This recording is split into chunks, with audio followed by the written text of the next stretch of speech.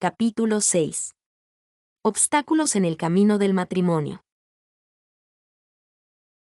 Bien sabe nuestra Santa Madre la Iglesia que cuando dos seres hacen en el sacramento del matrimonio una alianza para toda la vida, con ello dan un paso que tiene influencia decisiva, no solamente para la felicidad terrena, sino también para el destino eterno.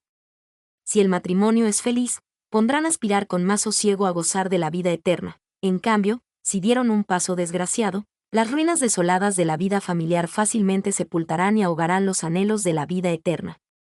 Por esto acompaña a la Iglesia con amor solícito todos los pasos de sus hijos, cuando éstos se preparan para el matrimonio, y por esto pone en su camino señales de advertencia, impedimentos matrimoniales. ¿Qué son los impedimentos matrimoniales? Letreros que advierten, según la experiencia secular de la Iglesia, donde puede más fácilmente peligrar la nave del matrimonio. A primera vista podría formarse a alguien el concepto de que los impedimentos matrimoniales son cosas superfluas.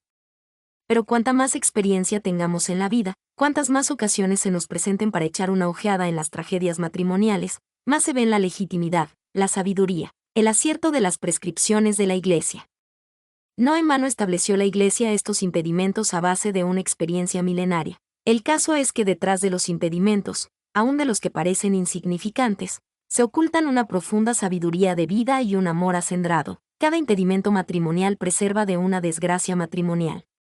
Y precisamente por esto la vida se venga en una forma u otra si los hombres prescinden con frivolidad de estos impedimentos, que propiamente vienen a ser cristalizaciones de la larga experiencia de la Iglesia.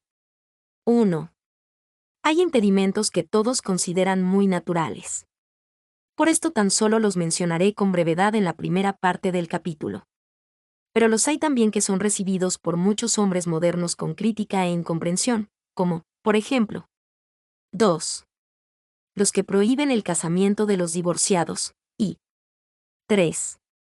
Los del matrimonio mixto. Por este motivo los estudiaremos más detenidamente en la segunda y tercera parte. 1. Los impedimentos matrimoniales en general.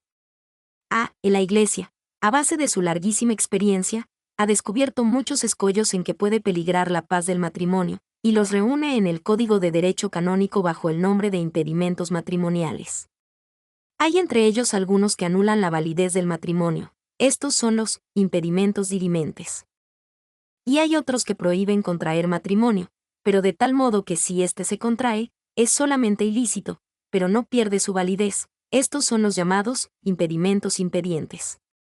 Impedimento dirimente es, por ejemplo, la próxima consanguinidad entre los novios o también el miedo causado por amenaza grave y que obliga a comparecer contra la propia voluntad ante el altar nupcial. Juzgo importante llamar la atención sobre este último y suplicar con todo encarecimiento a los padres: permitid que se casen vuestros hijos, no seáis vosotros quienes los caséis. El acontecimiento más importante de la vida es el de hacerse entrega mutua para siempre un hombre y una mujer. Es una tarea de una enorme responsabilidad, encontrar al compañero o a la compañera de la vida que Dios me ha destinado. Esta elección ha de hacerse con la mayor libertad, por voluntad de las dos partes, y nadie más puede tener voto decisivo en este asunto.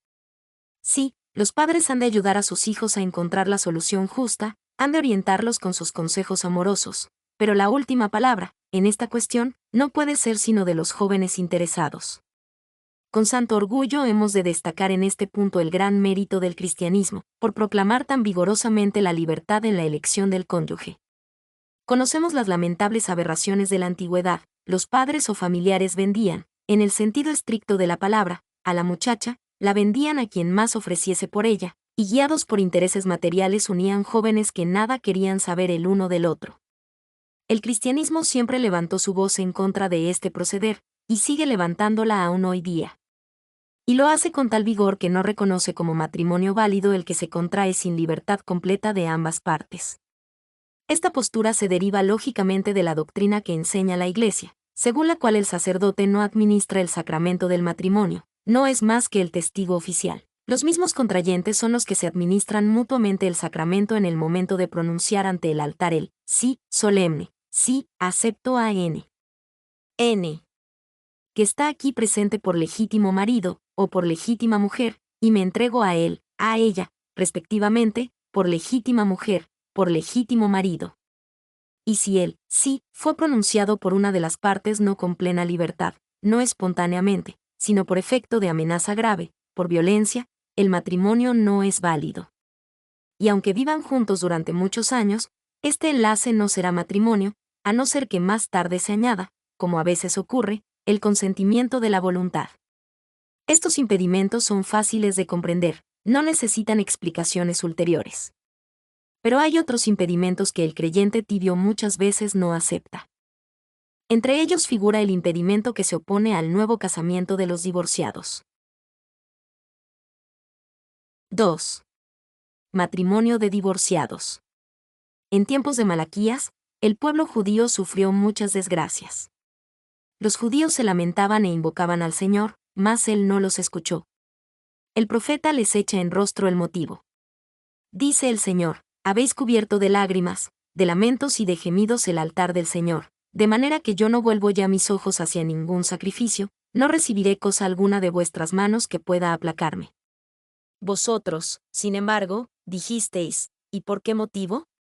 Porque el Señor, responde Dios, fue testigo entre ti y la mujer que tomaste en tu primera edad, a la cual despreciaste, siendo ella tu compañera y tu esposa. Malaquías 2, 13-14.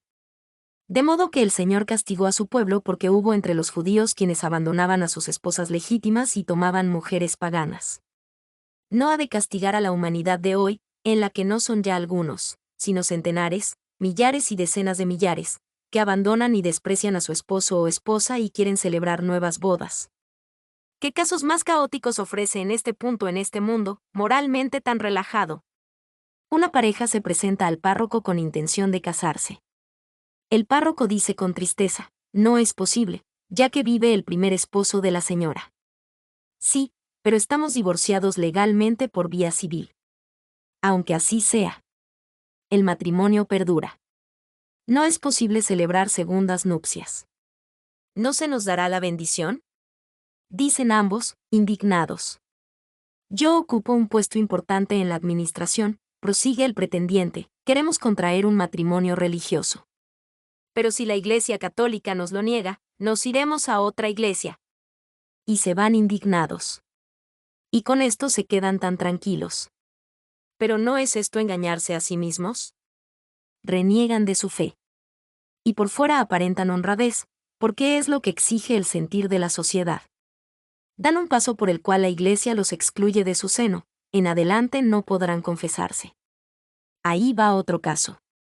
Una joven pareja se presenta para casarse.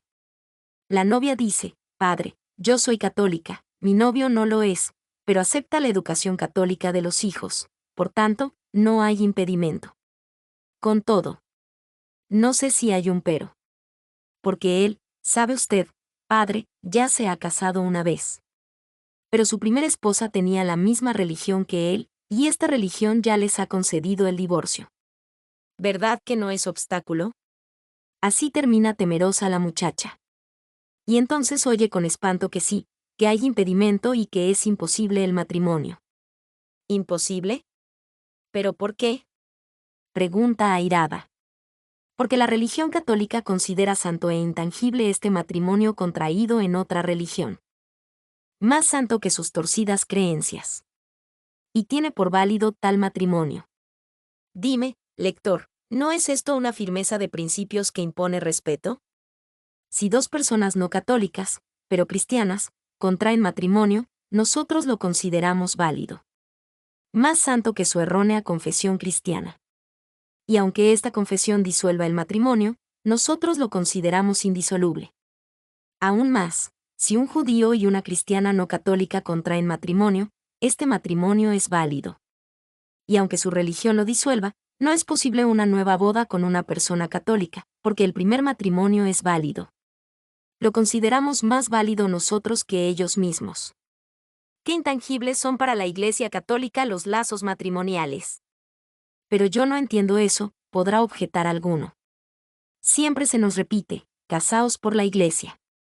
Porque solamente el matrimonio celebrado en una iglesia católica es válido.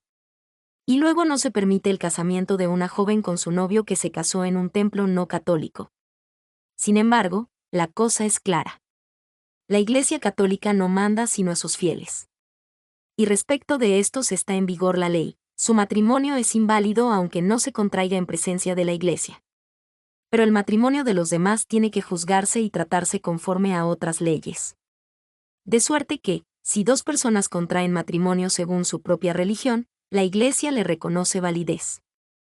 Para nosotros es santo, válido e indisoluble el matrimonio contraído entre judíos o budistas o japoneses. Y si alguno de estos quiere contraer segundas nupcias aún en vida del primer consorte, la Iglesia sabe que es válido el primer matrimonio, y así tiene que considerarlo aún en el caso de haberlo declarado disuelto la religión en que fue contraído. Quizá a algunos de mis lectores les habrá sorprendido lo que acabo de exponer, es decir, que Iglesia no solamente respeta el matrimonio contraído entre personas de otras religiones, sino que hasta lo tiene en más estima que ellas mismas, y lo considera válido cuando su religión lo declaró disuelto. Y, sin embargo, este gran respeto y piedad profunda brota de los principios que tiene la Iglesia Católica respecto del matrimonio. Demos un paso más. Los hombres de buena voluntad comprenden esta postura firme de la Iglesia con respecto a los divorciados. Pero hay otra norma del Código de Derecho Canónico que escandaliza muchas veces aún a estos hombres de buena voluntad. Y ellos la critican con sobrada ligereza.